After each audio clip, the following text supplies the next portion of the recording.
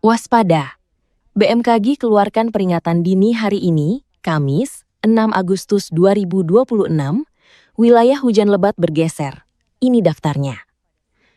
Badan Meteorologi, Klimatologi, dan Geofisika, BMKG, kembali memperbarui peringatan dini cuaca untuk hari ini, 6 Agustus 2026. Pada pembaruan terbaru, wilayah yang berpotensi mengalami hujan dengan intensitas sedang hingga lebat bergeser ke Bengkulu dan sebagian Sulawesi.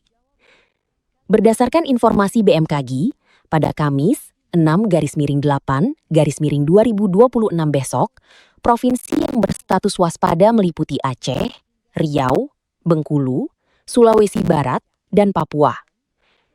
Dari pembaruan peringatan dini, Bengkulu dan Sulawesi Barat menjadi dua provinsi yang tetap berada dalam status waspada selama 2 hari berturut-turut. BMKG mengingatkan bahwa pada level waspada, hujan berpotensi menimbulkan dampak hidrometeorologi berupa genangan, luapan air sungai, dan tanah longsor yang dapat mengganggu aktivitas masyarakat. Selain hujan, BMKG juga memperbarui daftar wilayah yang berpotensi mengalami angin kencang. Pada 6 Agustus, potensi angin kencang diperkirakan terjadi di Aceh, Jawa Timur, Maluku, Maluku Utara, Nusa Tenggara Timur, Sulawesi Selatan, dan Sulawesi Utara. BMKG mengimbau masyarakat di wilayah yang masuk dalam peringatan dini untuk terus memantau perkembangan cuaca dan meningkatkan kewaspadaan terhadap potensi bencana hidrometeorologi. Masyarakat juga diminta mengantisipasi kemungkinan genangan, luapan sungai, dan tanah longsor yang dapat mengganggu aktivitas masyarakat, terutama di wilayah rawan, serta berhati-hati terhadap potensi pohon tumbang maupun gangguan aktivitas akibat angin kencang. Informasi perakiraan cuaca dan peringatan dini terbaru dapat dipantau melalui situs resmi BMKG, aplikasi Info BMKG, maupun media sosial resmi @infobmkg. Berikut tindakan yang perlu Anda lakukan saat terjadi gempa. Saat gempa terjadi, berusahalah untuk tidak panik dan tetap tenang. Tarik napas dalam-dalamnya, lalu lihatlah keadaan sekitar dan pilihlah tempat yang aman untuk berlindung. Jika pada saat gempa sedang berada di dalam penginapan, berusahalah menyelamatkan diri dan orang yang ada di sekitarmu.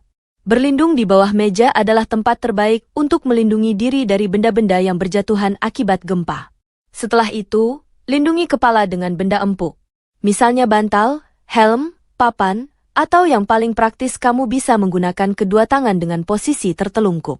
Jika pada saat gempa terjadi kamu sedang berada di luar ruangan, tindakan pertama yang harus dilakukan adalah bergerak menjauhi gedung dan tiang lantas menuju daerah terbuka.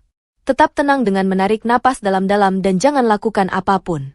Sebab, biasanya setelah gempa pertama akan terjadi gempa susulan. Jika saat itu kamu sedang berada di kerumunan, biasanya akan terjadi kepanikan. Untuk menghindari hal tersebut kamu bisa perhatikan arahan petugas penyelamat dan usahakan langsung menuju ke tangga darurat untuk menuju ke daerah terbuka.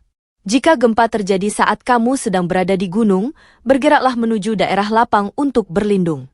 Hindari daerah dekat lereng karena ada kemungkinan akan menimbulkan longsor dan mengancam keselamatan jiwa. Gempa di bawah laut bisa menimbulkan gelombang tsunami. Jika gempa itu terjadi, bergeraklah ke dataran yang lebih tinggi. Bagi yang sedang melakukan perjalanan saat terjadi gempa, berpeganglah erat agar tak terjatuh. Berhentilah di tempat yang lapang dan berhentilah di sana. Gempa bumi kembali mengguncang wilayah Sulawesi Tengah pada Kamis pagi, 6 Agustus 2026. Berdasarkan pembaharuan informasi dari BMKG, gempa berkekuatan magnitudo 3,9 terjadi pada pukul 05.42 waktu Indonesia Barat.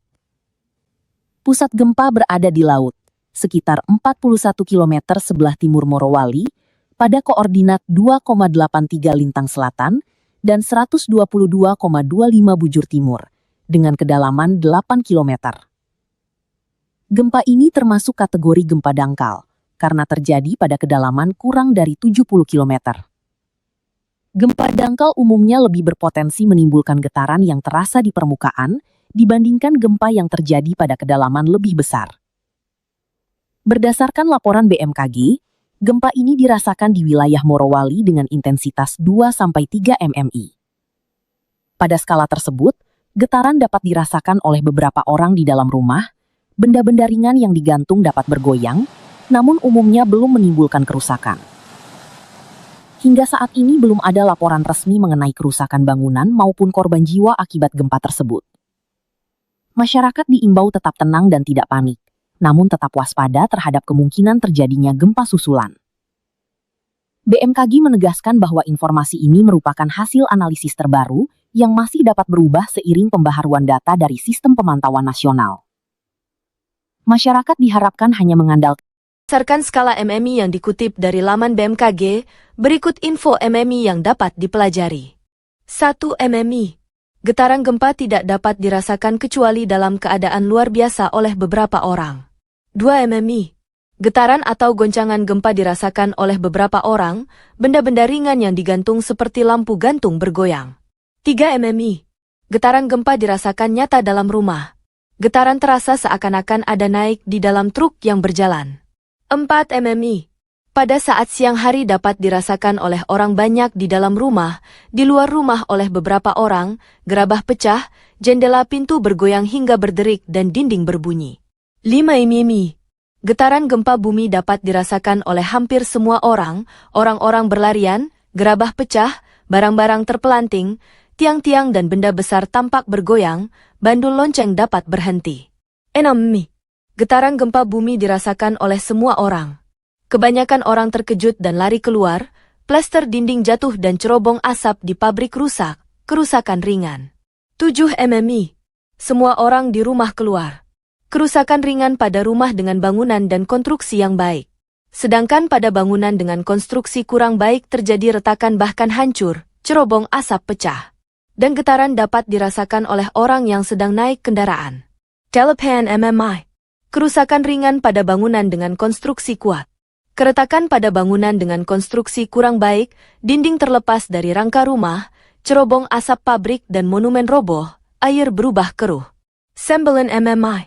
Kerusakan pada bangunan dengan konstruksi kuat, rangka rumah menjadi tidak lurus, banyak terjadi keretakan. Rumah tampak bergeser dari pondasi awal. Pipi-pipa dalam rumah putus. 10 MMI.